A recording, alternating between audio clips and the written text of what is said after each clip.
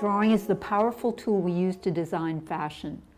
Like other types of design drawings, architectural drawings of buildings, car design drawings, and so on, we want our drawings of the fashion garments we design to be beautiful, but also to be accurate and realistic. We save time, effort, and money by producing good design drawings before we construct the garments. Our finished garments are then more attractive and appealing.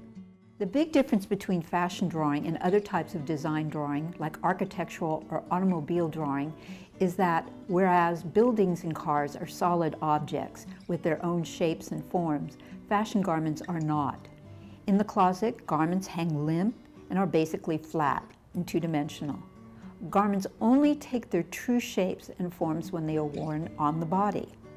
In real life, objects have patterns of light and shadows on their surfaces. That is what makes them appear three-dimensional, to have depth. Where objects are full on to the light, they reflect the light and appear bright. And if they have shiny surface, the light is reflected in highlight. Where the surface of the object bends away from the light, shadows form. Where parts of the objects are completely hidden from light, like in the deepest folds of fabric, the shadow appears very dark. When we wish to make the objects in our drawing appear real and three-dimensional, we attempt to reproduce on paper the pattern of light and shadow that appears on the surface of the object in real life. We do this using shading. Pencils are ideal for shading because the line varies from light to dark depending upon the pressure you apply to it. So I could take a line and I could make it change as I gather it around a circle.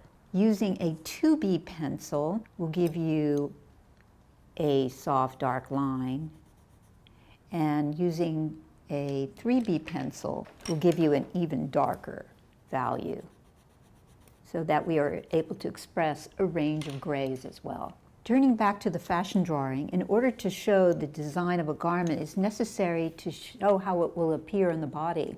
So to begin with, we're going to draw the body three-dimensionally with shadows in order for our garment to rest on a three-dimensional figure. I'm going to shade from the right side with my light source coming from the left. I'm dragging my pencil around a sphere. Many of the shapes of the body are similar to the forms of a sphere or a cylinder, and so we shade them in the way we would shade a cylinder, with more vertical strokes, working from our light all the way to our darkest shadows, or around the bust, the head, where we have a rounded light area and we shade to our darker shadows around the form. So the bust is a sphere, the neck a cylinder. Note that my shading is as smooth as I can make it, running the side of my pencil.